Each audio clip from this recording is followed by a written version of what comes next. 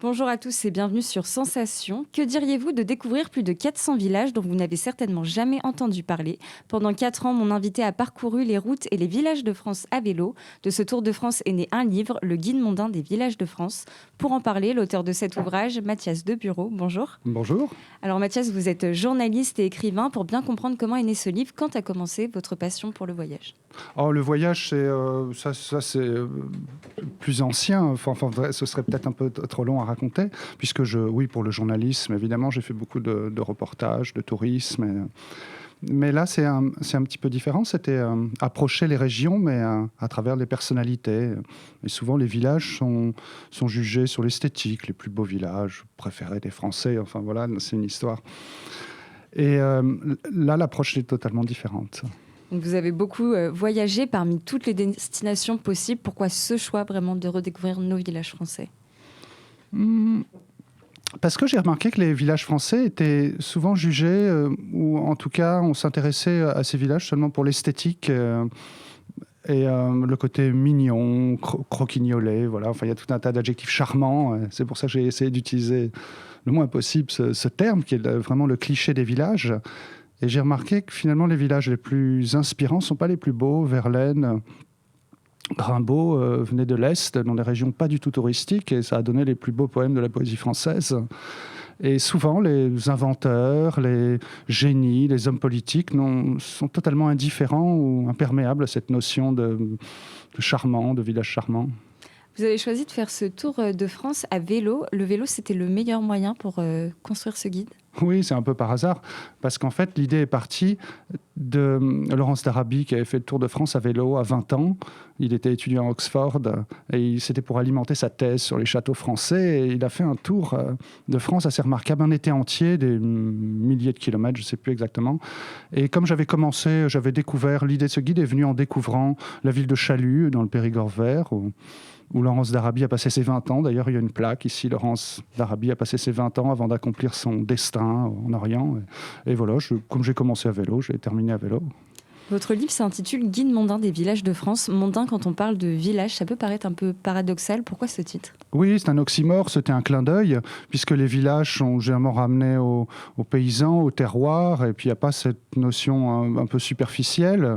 Mais finalement, je me suis rendu compte que dans tous les parcours, il y a des mondanités, enfin, juste même Einstein, enfin, si on prend tout, il n'y a pas de gens qui ont réussi sans mondanité. Alors, c'est un terme un peu péjoratif, mais c'est vrai qu'un jour, on avait dit à Pierre Lazareff, c'est vraiment un journaliste que j'admire beaucoup, en tout cas sa biographie, et on lui avait demandé « Êtes-vous mondain ?» Il a dit « Non, mondial ». Donc en fait, cette histoire, c'est une histoire mondiale des villages de France. Et on pourra l'expliquer un peu plus profondément, mais c'est expliquer que les villages sont au centre de l'histoire, du monde. Dans ce livre, vous nous faites découvrir plus de 500 villages français. Nous allons ici nous intéresser aux villages d'Île-de-France. Alors vous avez commencé à nous l'expliquer, mais comment avez-vous choisi ces villages ? Alors les villages, c'est à chaque fois... Alors l'Île-de-France, c'était assez problématique puisqu'il y a une densité de personnages absolument folle. Donc en fait, dans chaque village, il y a à peu près une centaine de personnalités ou parfois plus.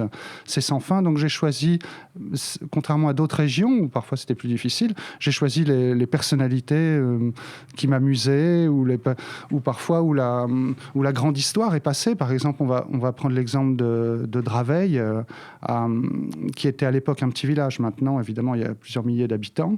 Mais là, on peut se rendre compte que l'histoire s'est faite puisque à Draveil, il y avait la deuxième fille de Marx, Laura Marx, qui vivait avec Paul Lafargue, donc l'auteur du droit à la paresse et du Parti ouvrier, une personnalité très importante dans l'histoire de la gauche.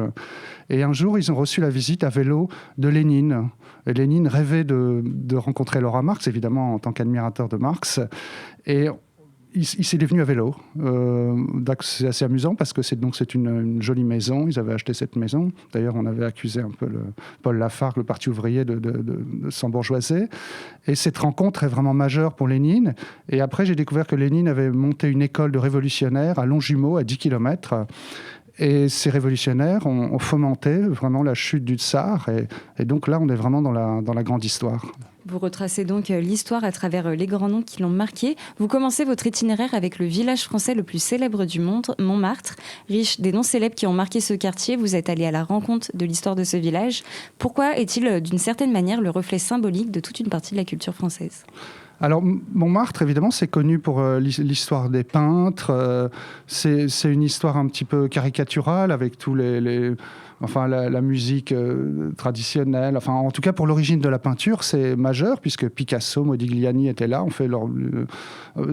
Avant, c'était après, ils ont migré évidemment vers Montmartre, vers Montparnasse. Mais du début de siècle jusqu'aux années 30, toute l'histoire de l'art c'est faite ici. Et ça m'amusait, puisque Montmartre, je l'ai énormément fréquenté. Comme j'habitais à 1 kilomètre de Montmartre pendant le confinement, donc j'allais courir tous les jours. Et donc, c'était devenu obsessionnel. J'ai vu toutes les adresses, les gens, et je me suis rendu compte qu'il y avait aussi la modernité. Par exemple, les Daft Punk, le père d'un des Daft Punk habite toujours d'ailleurs à un appartement à Montmartre, enfin une maison. On fait leur premier album, Homework, à Montmartre, et puis ils avaient leur studio rue du Rantin. Étienne Dao habite dans le coin, et en fait, ça continue. Il y a toujours des artistes qui sont là-bas, et ça m'intéressait de mélanger un peu cette modernité, puis sortir un peu du cliché, quoi.